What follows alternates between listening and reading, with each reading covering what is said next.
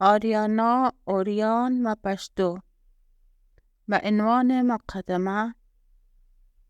تاریخ‌نگاران در باب مبدأ آریایان نظریات گوناگون دارند. اکثریتشان مبدأ آریایان را کوههای قفقاز می دانند که گویا خانواده‌های آریایی برای نخستین بار از کوههای قفقاز بیرون گشته و کوچیوار در اطراف اکناف جهان منتشر شدند. هزاران سال قبل برخی از شاخه‌های کهن‌تر خانواده‌های آریایی به جستجوی هوای معتدل و زمین فراخ از دریای آمو گذشته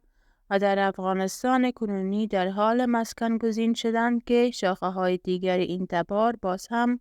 به زندگی خانه به دوش و حرکت به جلو ادامه می‌دادند.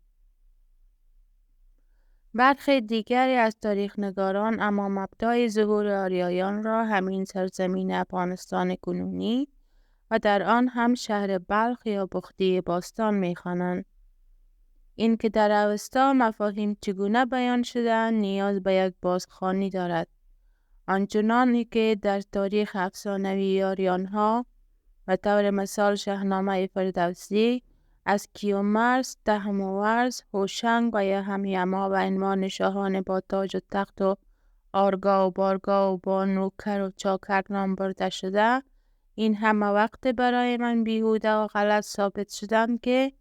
بخشی از اوستا را به نام یسنای نهم یا هوم اشته با الفبای لاتین و در آواهای پشتو خواندم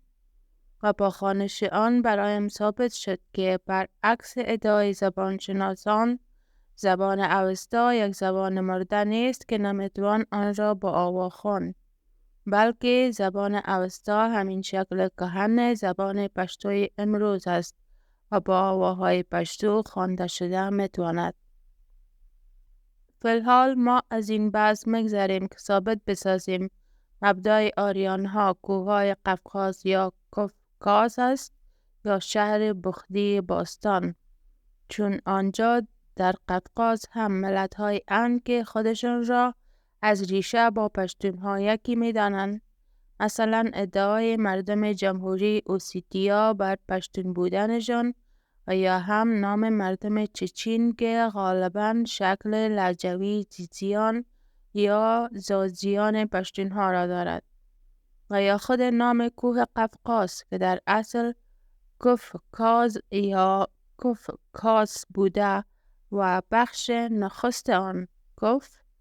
شکل ترکی یا عربی کوه را دارد که همراه با کاس پیوند شده با آن شباهت زیاد شکلی و معنایی با کسی غر پشتونها پیدا می کند. کوه کسی یا کسی غر که در ایجاد تاریخ افسانوی پشتونها رول بارزی را بازی کرده. این هم امکان دارد که کاز یا کاز نام کوه کفکاز اصلاً از نام قوم پشتون کاسی گرفته شده باشد و با دقت به این شباهت پرسش هم به وجود آمده میتواند که آیا آریان‌ها از کفکاز به این سو آمدند و یا از اینجا به سوی کفکاز کوچیده اند. در اینجا از بحث طولانی در باب افسانه های کیومرث، تهمورز و هوشنگ می‌گذرم و فقط بر چگونگی ترکیب معنایی نام‌هایشان درنگ خواهم داشت و پس از آن بیان مفهوم عمومی بخش از اوستا یا به قول خودم اوستا را نه با شیوهی که من برای کتاب کردن با جزئیات آن نوشتم، بلکه با زبان عام‌فهم به گونه یک داستان دارنده دیالوگ از عهد یما پادشاه و از زبان زردشتر آغاز خواهم کرد. من متن اوستا یا اوستا را با آواها و مفاهیم پشتو خواندم. بناهن به این باور رسیدم که زبان نویسنده یا گوینده اش که همانا زردشتر است نیز پشتوی باستان بوده. اگر زندگی باقی بود بعد از اختتام این سلسله خوانش بخش از اوستا، آریان‌های رفته به سوی شرق کشور را باریک ویده‌شان و نیز آریان‌های پراگنده شده به سوی غرب سرزمین آریانا را با لقب پارسوایشان تا حد معلومات و دانش خویش تعقیب نموده و پژوهش خود درباره‌اش را با شما دوستان شریک خواهم کرد. در بخش دوم مقدمه برشناسایی اوریان و ارتباط آن با پشتو بر مفهوم لغوی نام‌های 3 شاه افسانوی قبلا ذکر شده مکث خواهیم داشت.